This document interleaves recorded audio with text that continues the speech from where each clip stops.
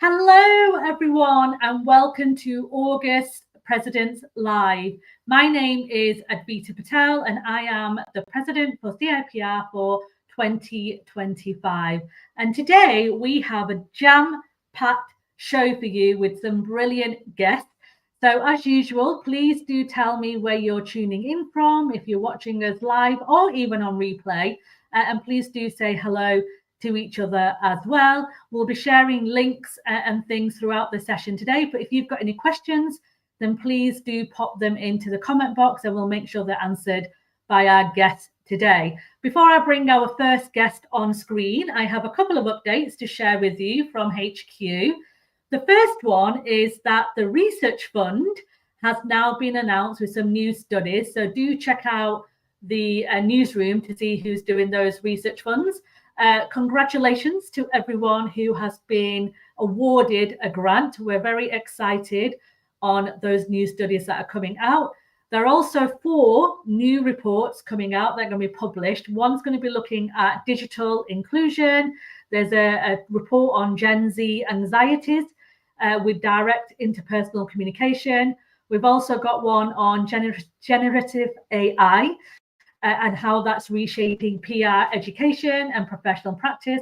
And we're going to be also looking at how to expand global access for young African communicators. So some incredible studies and research, well worth looking into when they are released in the new year. Last month, I invited Kat to come and talk about our conference. Just to let you know that the first lineup has now been announced of speakers. The annual conference is taking place on November the 13th in London. It's also going to be hybrid. So those of you who can't be there in person can also purchase online tickets as well. We've got speakers such as Karen Blackett, Naomi Goodman, who's head of change and employee engagement for the MHP group. We've got Lucy Holiday, who works for the Financial Times. Priya Lankani, who is the CEO of Century Tech, and Dr. Jack Lewis, who is a brain scientist and a broadcaster. And we've also got many, many more folks joining us as well. So it's going to be a fantastic event. So please do check out those tickets, which you can find on our website, cipr.co.uk. But I'll also pop the link in the comments as well, so you can see that.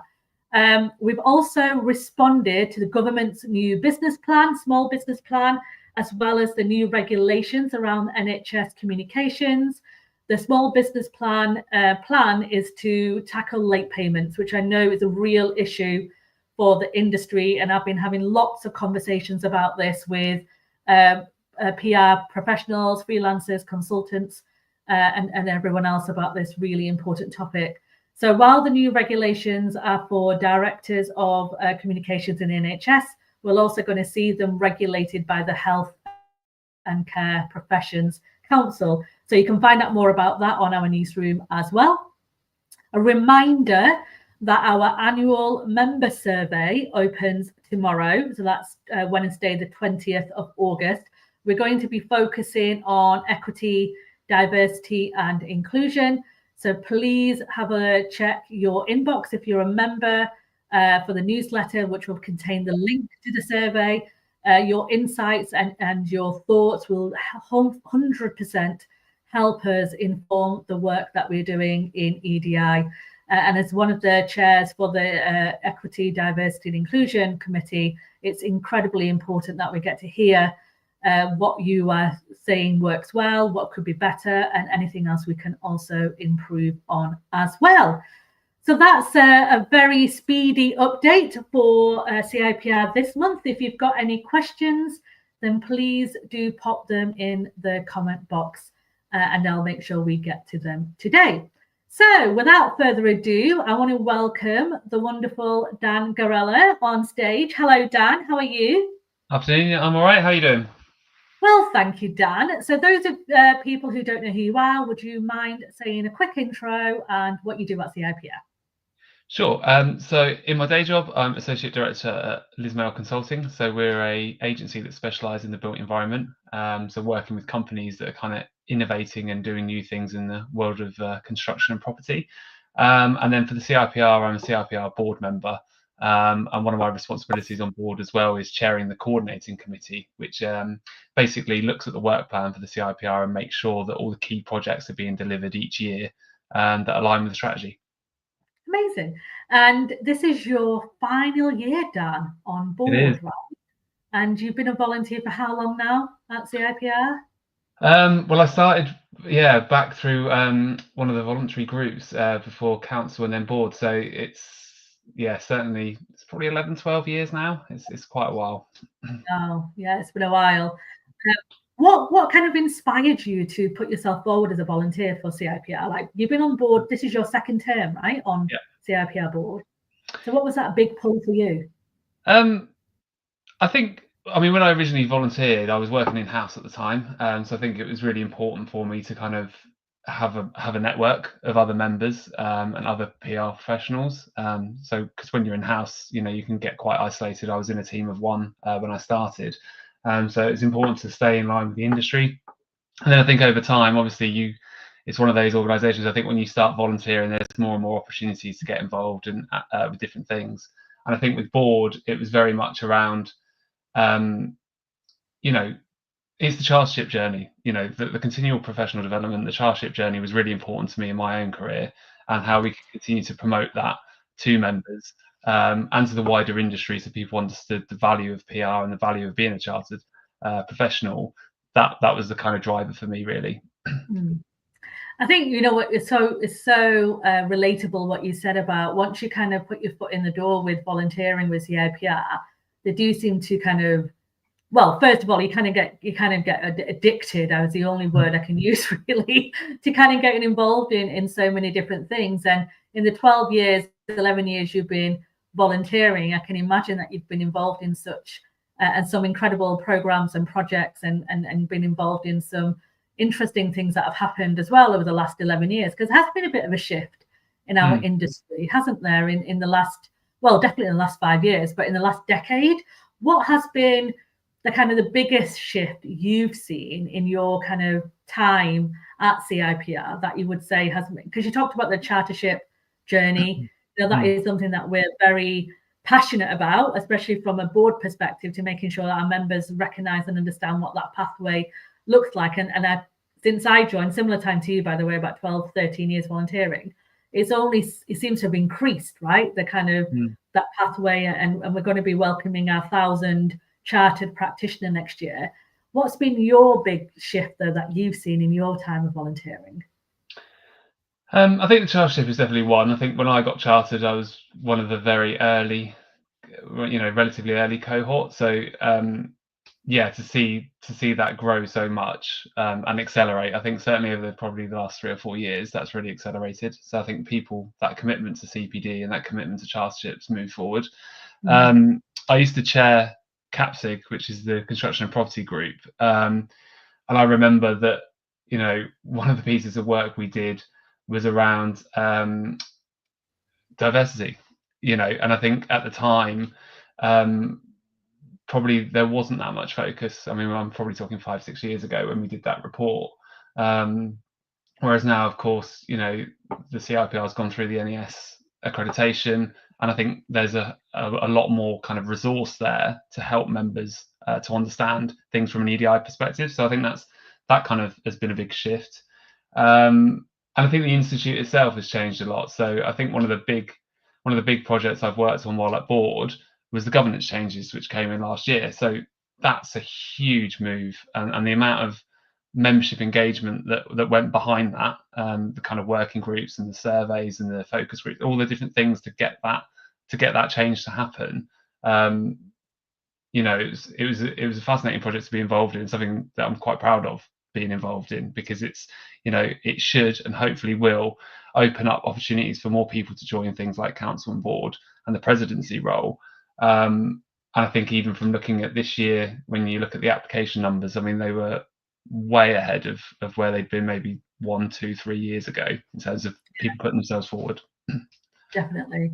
I was going to ask you actually about one of your proudest moments, and you've mentioned obviously the governance, which I know was a massive undertaking for a lot of our volunteers, and including yourself, who was part of that committee and working group. what, apart from that, what else has been kind of like your biggest achievement that you're really proud of during your time? Yeah, there's one, I suppose, that's more, I mean, less about the CIPR itself and more about, I guess, a resource for members. A few years ago, I worked on some crisis communications guidance, which was all around terrorism and cyber attacks.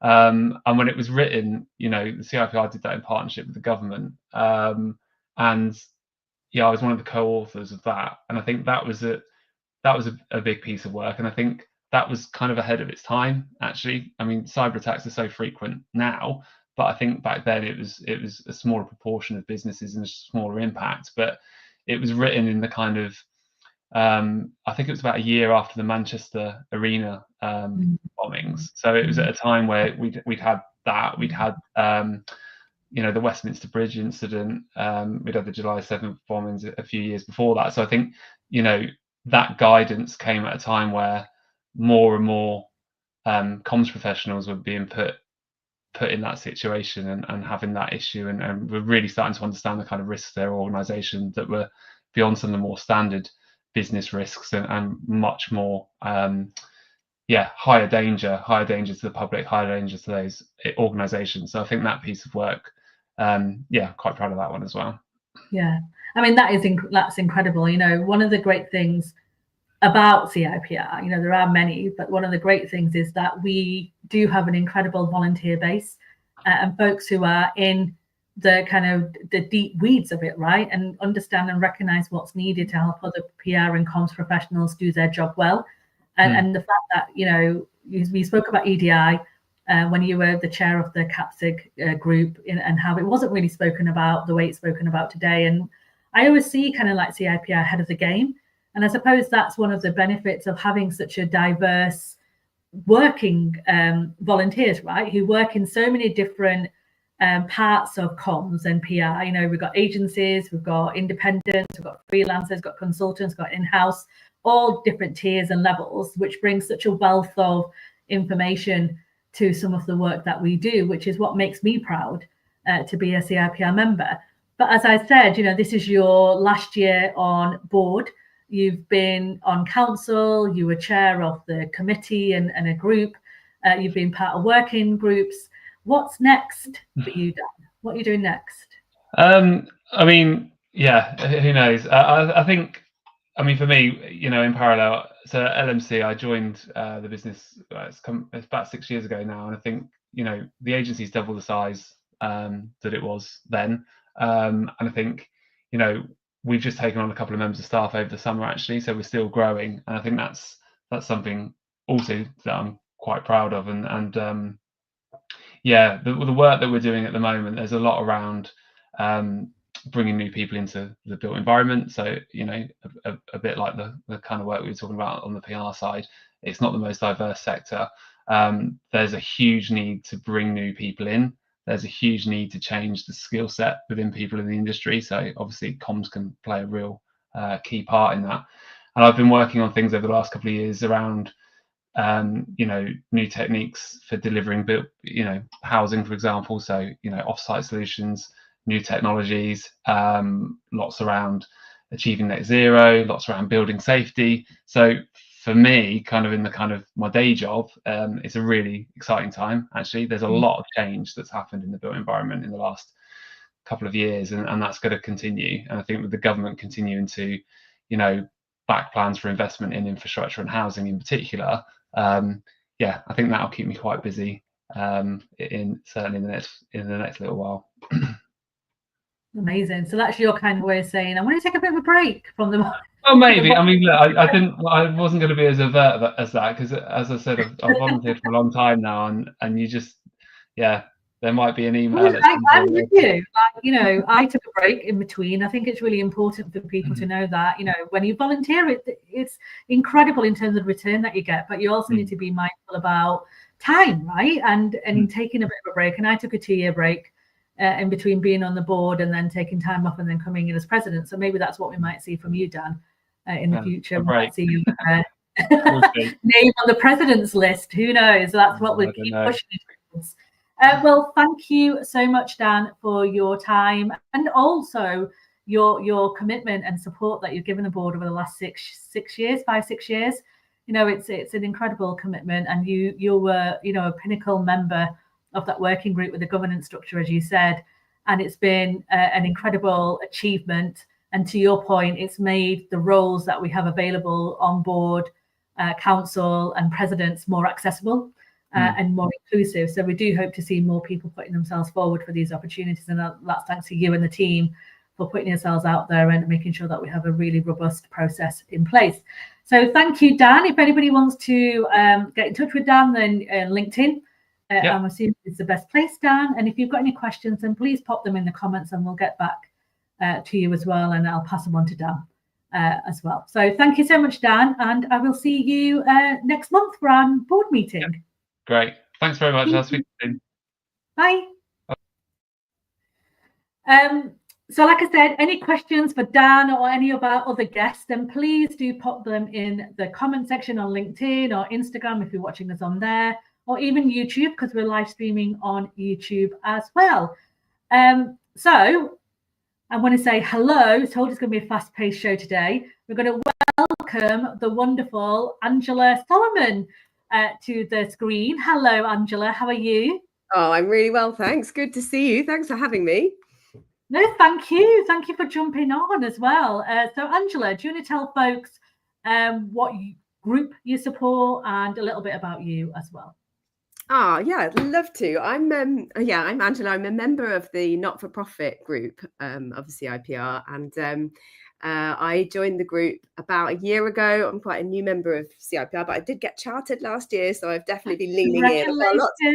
I'll get a lot of inspiration from you and from Dan, listening to all your brilliant volunteer journeys and everything. So I've started mine recently. The not-for-profit group is not only for people who work in the non-profit sector, but predominantly members are those who are working with non-profit organizations. Lots of people who are either in-house within organizations, for example, the NHS, charities, also internationally. People like me, I run a small agency, AMS Consultancy, which is a very boutique little team that works with non-profits, and then the solo practitioners as well. So really awesome, diverse, wonderful group. And there's a number of us on the committee of that group who are organizing a fantastic conference that is next month that I wanted to share with you and talk to you about today. Amazing. So 19th of September is the not-for-profit conference. Is it, tell us more about it. Is it online? Is it in person? Is it hybrid? What's the conference? It's online and it's a half-day conference as you said, on the 19th of September. It starts at 9:30 UK time. We wanted to make it accessible for people both in the UK and internationally. So hopefully many people will be able to join us. It attracts 5 CPD points, but it is super packed with relevant and interesting sessions all around the theme of communicating through change. The reason being, I mean, I know that every PR professional, every member of CIPR and beyond is facing unprecedented change in the way that we work, in the expectations that we have in our careers, the skill sets that we need to be developing, but also the way that our employers and our clients are thinking about communications and the way that businesses and organizations are evolving. So it's not just relevant to those of us in the nonprofit sector, but we have really oriented around change in the context of ethics, in the context of transparency. So we have an amazing keynote from Yomi Adegoke, who you might know, a fantastic broadcaster and writer. Yeah. She wrote Slay in Your Lane, which is a really inspiring book. I found it very inspiring. But also The List, which is about how social media can go dark, and a fiction novel. But she's going to share some of her thoughts about life in the information age and how we can exist and protect ourselves and each other in that kind of age. We have a session on AI and our careers in AI, how AI will impact on us. But we're also talking a lot about the human side of change in communication. So we have specifically a session with Chaya Mistry, who's a really fantastic, inspiring person. Everyone's going to love this session. Yeah. And people can choose breakout sessions as well. So you can choose to work on your public speaking and speech writing skills. You can choose to learn about influencing change in an organisation that's not ready for change or where there's resistance to that, and also talking about co-creation, as many of the nonprofit group members are involved in campaigning, in behaviour change. So we're looking at how we can all be working together and learning from each other. And then we wrap up with a session on organisational change, actually from Anne-Marie Blake, who is a CIPR fellow. Really fantastic to have her on board. It's going to be like super action-packed, really inspiring. And yeah, I mean, I really can't wait. It's the first thing that I've been involved in organising, and I really think it's going to be something special. So I hope lots of people will come along. Yeah, sounds absolutely amazing, Angela. And what fantastic speakers you've got throughout the day. And I love the interactive element, because you do have to do things a little bit different when it's online, right? So you need to bring that bit of interactive and connection and stuff. So what's the best way for people to access tickets? Are you going to share the link in the comments after we've finished our chat? Yeah, I will. I will share the link. So the tickets, they're paid because we obviously need to charge a small amount to cover the cost of the conference. The tickets are £48 for members and £60 for non-members. But 10% of the ticket sales is going to iProvision, which obviously helps our members when they're facing difficult times. And if anyone is put off by the price, then please let us know, because you can also apply for a bursary. So we do want to be as inclusive as we can. And the link will be, in the comments just as we wrap up. Amazing. Thank you so much. And honestly, it sounds like an incredible conference, really accessible, inclusive, some brilliant topics, some fantastic people, and we'll make sure that it's shared far and wide as well. So 19th of September, the link to purchase will be in the comments, but also on the not-for-profit page on CIPR.co.uk. So do check that out. But if you've got any questions, any thoughts or anything like that for Angela and the team, then please do DM Angela's best way on LinkedIn. Is that the best way for them to message you? That'd be great. Yeah, I can put my LinkedIn on the in the comments as well. And also just really quickly a shout out, because there's so many people involved in organising this conference, really fantastic group of volunteers. So shout out to everyone. I hope that I did justice to our programme. But yeah, of course, people can reach out to me and I'll pass on any comments to the team as well. Amazing. No, and a huge well done to you and the rest of the committee and the team. You know, I know what it's like. When I was the chair of the Inside committee, the internal comms one, we did a conference, and it's a lot of work, right? Especially when you're a volunteer, and it takes a lot of energy and time and enthusiasm to get it over the line. So well done to you, well done to the team, and I hope those folks who are watching us can participate. Really accessible tickets at £48 for members and £60 for non-members, which is incredible. So please do support as much as you can Angela and the team. And thank you so much, Angela, for coming along and sharing the conference with us. Really appreciate thank you. Hope to see you there. And hope to see lots of others as well. Definitely. Yeah. Take care. See you soon. Bye. So hopefully you can go along to that event with Angela and the team. It sounds absolutely fantastic.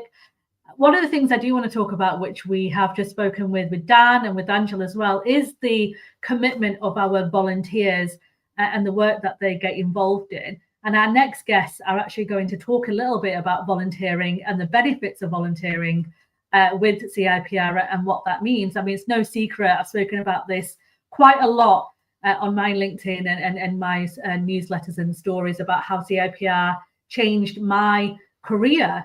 And that isn't, me exaggerating at all. It definitely changed my career. And if it wasn't for the volunteering and the work that I did, then I wouldn't be here talking to all of you, and I wouldn't have met, my best friends through a CIPR volunteering. So to share more about CIPR volunteering and what's involved, I'm welcoming on stage Angela, keep doing that, Angela, Alison Gallagher Hughes, and the wonderful Seb Green. Welcome, both of you. Hello. Afternoon. Hello. Good to see you. So those folks who don't know who you are, do you want to do a short intro? Alison, I'll go with you first. Okay, I'm Alison. I'm co-chair along with Seb of CIPR Midlands. I have been a volunteer now for about 5 years, and so my sort of journey started on the Midlands Regional Group, and then has moved on to council and coordinating committees. So I've kind of seen volunteering roles from different sides. My day job is currently as an independent consultant, so I run Tilly Mint Marketing and PR. And my career has been primarily in-house and also a time in agency. So spanning quite a long time. I won't put any numbers on the door. Thanks, Alison. Seb. Hello, everybody. So I'm Seb Green, obviously current co-chair with Alison. In my day job, I'm actually a transformation project manager within local government. So I work for West Northamptonshire Council. For me, it's still all about the comms, which is why I got involved with CIPR volunteering in the first place. I think I've been knocking around the committee now for about 3 or 4 years, but to be honest, I have lost track. But I've forayed into volunteering with CIPR Midlands, just found the crowd really welcoming, and haven't wanted to step outside of that since. So continue to stay with that group. Love it. And as I said to Dan when I was chatting to him, is that you kind of get sucked in, don't you, when you start volunteering, and before you know it, time has kind of blown by and you've done like 5 years and you wonder what on earth has happened in those 5 years and how quickly they've gone. You've both spoken about being part of the Midlands Committee, and Alison, you've been involved in other committees, but what was your big pull in terms of being a volunteer? I spoke a little bit about, it has changed my career and the work that I do, but I'll start with you, Alison, and then we'll go on to Seb. What was that big pull for you for being a volunteer? Well, I think if I look at the time that I've been with CIPR, it's probably been about 15 years. And I'm kind of ashamed to say that probably for the first 10, I just kind of had it in my back pocket and I didn't really do very much with it. Depending on which organisation I worked with at the time, sometimes there just wasn't the flexibility to be able to go to in-person events, which is what we were doing primarily prior to COVID. And then, of course, COVID did happen and we all kind of felt a little bit isolated.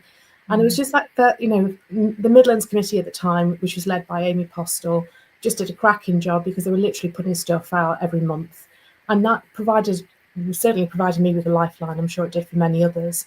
And from that, I thought, well, actually, I found my kind of fit here, I found my team.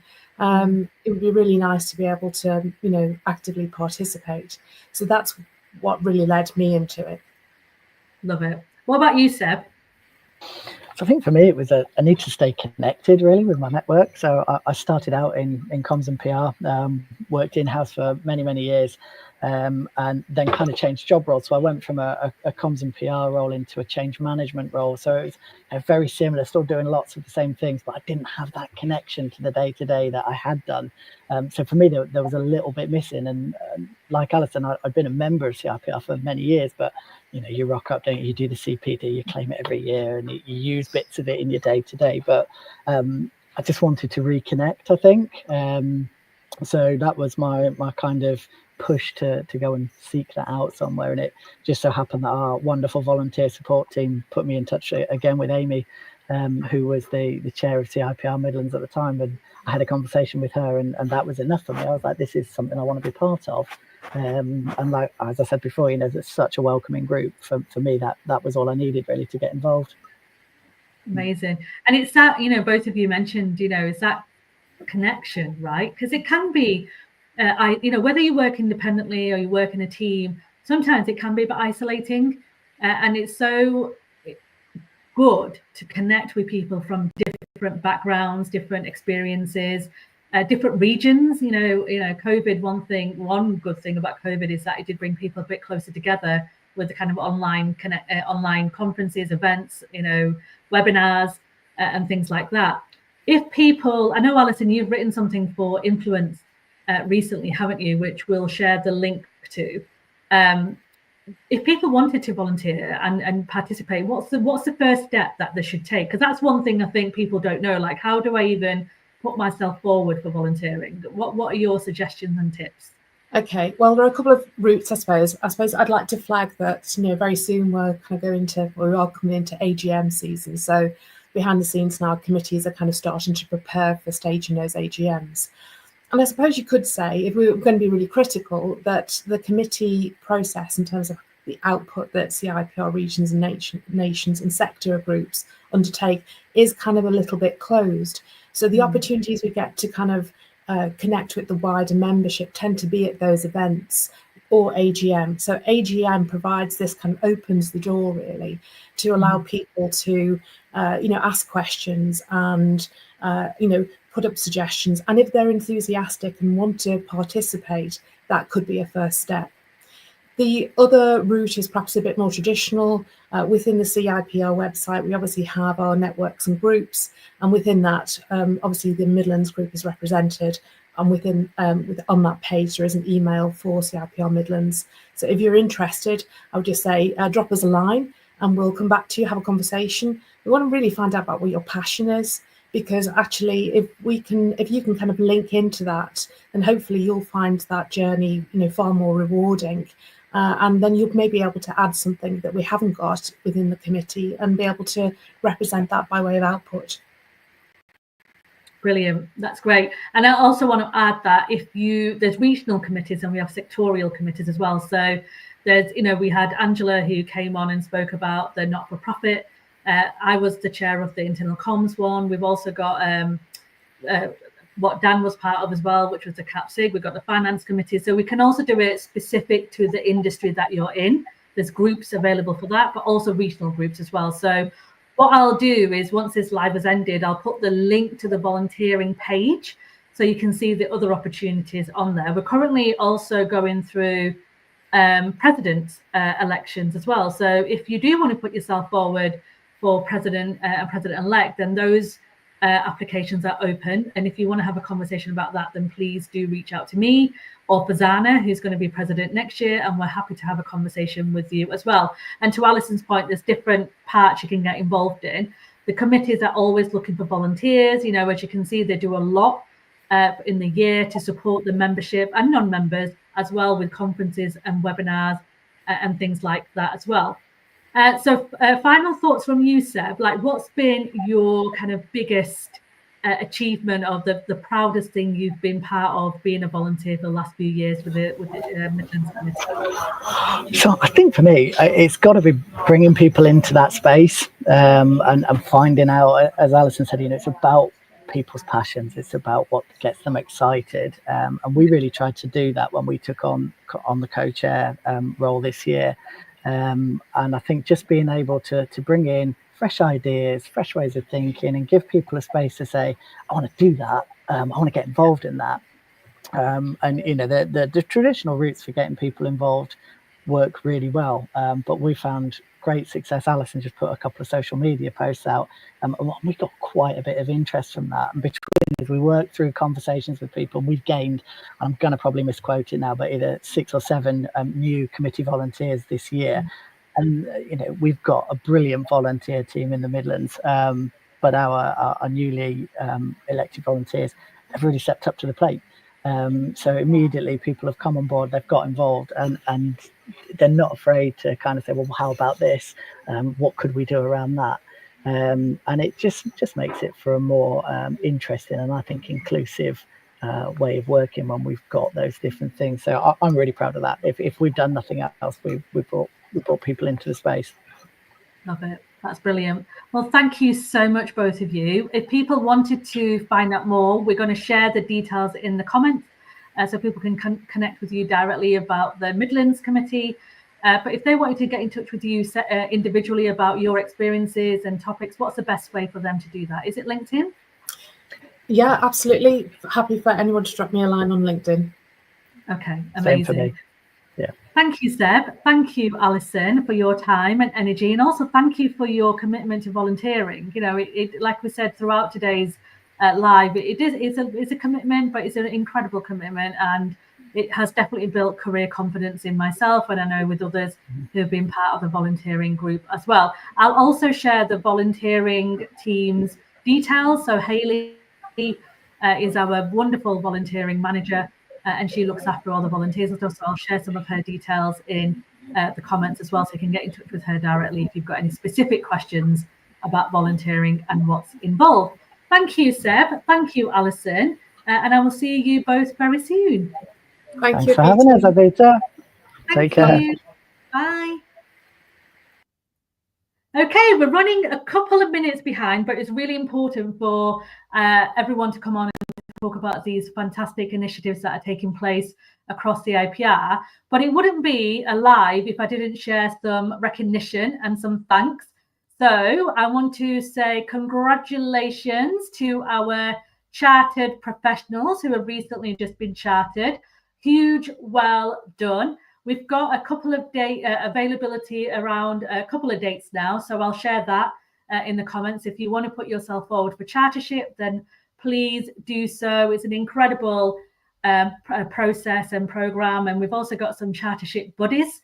So if you're not sure of whether it's for you or you're not quite comfortable about what it means for you, then our chartership buddies can also help you. So I'll share that link as well, so you can connect with some of our fantastic buddies. Our top 10 loggers hasn't changed a lot from last time, but our wonderful loggers are on there. I mean, I can't wait to see what your scores are going to be by the time the CPD year is over. I think we're going to see 4 digits for the first time. Is that a challenge that I'm setting the top 5 there? We're going to get into the 4 digits. But well done to all of you. Honestly, you're an inspiration in logging these CPD points. And as we have said throughout today's session, you can log CPD points for the events, conferences, this live stream as well. So if you're watching this live stream, it's 5 CPD points for you as well. If you read articles and books, that's all worth logging. So make sure that you do capture that, because it's great learning from all of us. Final words from me before I sign off, just to make you aware. As a member, you get unlimited access to free and low-cost events across all 26 groups. So as I said, when I and Seb were talking, we do have 26 groups and networks out there which give you access to free CPD, free thought leadership and networking as well. And most of it, because of what we experienced through the pandemic and COVID, is available online, just like the not-for-profit conference that's taking place on the 19th of September. And the annual conference we're also doing hybrid on the 13th of November. Thank you for all of you who have joined us today live. And if you're watching this on replay, thank you as well. Please do pop your questions in the comments. And you can also re-watch this on Instagram, YouTube, and LinkedIn as well. I will see all of you in September for the September's live stream. Take care of yourself.